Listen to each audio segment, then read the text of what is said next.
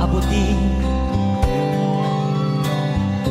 Dahil sa inyo, napunta ako sa aking nais marating.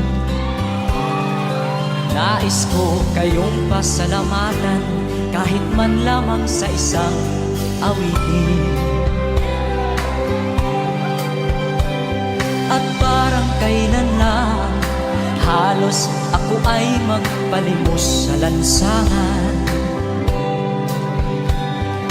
Dahil sa inyo, ang aking tiyan at ang bulsa'y nagkalaman.